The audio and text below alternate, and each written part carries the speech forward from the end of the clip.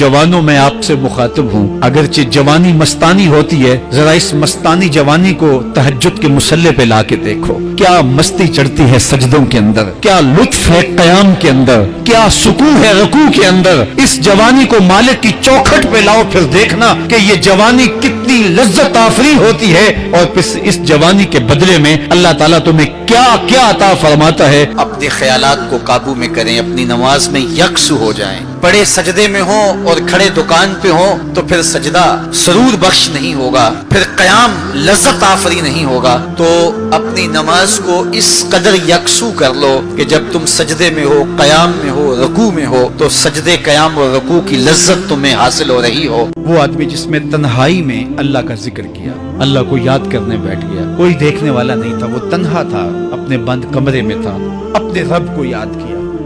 अल्लाह की याद करते करते उसकी आंखों से आंसू टपकने लगे, उसकी आंखें आंसुओं का खिराज देने लगी। तो मेरे और आपके आका और मौला ने फरमाया कि ये आंसू इतने कीमती हैं, इन आंसुओं के बदले में कयामत के दिन उसे अर्श इलाही का साया नसीब होगा। अर्श इलाही का साया उसे नसीब होगा इन आंसुओं के बदले में। रूमी अलैहि रहमा फरमाते हैं, जहां पानी गिरता है वहां सब्जा उगता है, जहां आंसू गिरते हैं वहां रहमत उतरती है।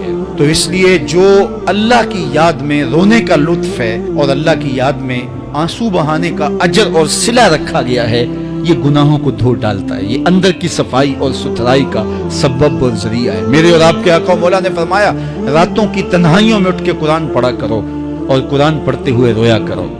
फिर फरमाया, फ़इल्लम तबकू फतबाकू, अगर रोना ना आए तो रोने की कोशिश किया करो। हजरत दाता गंज बख्श अली हजवेरी से एक मुरीद ने कहा, हजरत अगर रोने की कोशिश करें फिर भी रोना ना आए, फरमाया फिर अपने मुकद्दर पे रोया करो। तुम इतने संग दिल हो गए हो कि तुम्हारी आंखें आंसुओं का खिराज नहीं देती। जो रोना नहीं जानता वो अल्लाह की रहमतों को और अल्लाह की करम नवाजियों को कैसे समेट पाएगा।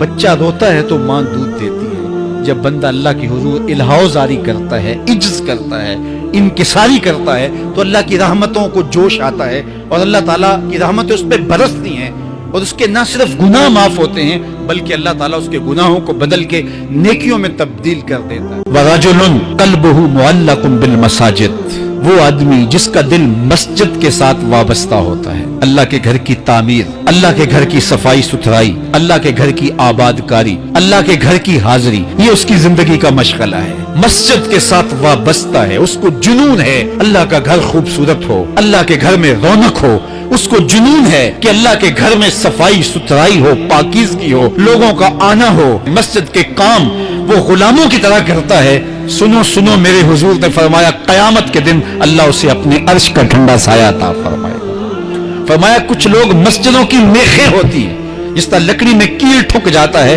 वो भी मस्जिद में यूं ठुक जाते हैं, जब भी तलाश करो मस्जिद में मिलेंगे। फरमाया जब वो बीमार पड़ जाते हैं अल्लाह के फरिश्ते उनके घर में हाल पूछने जाते हैं।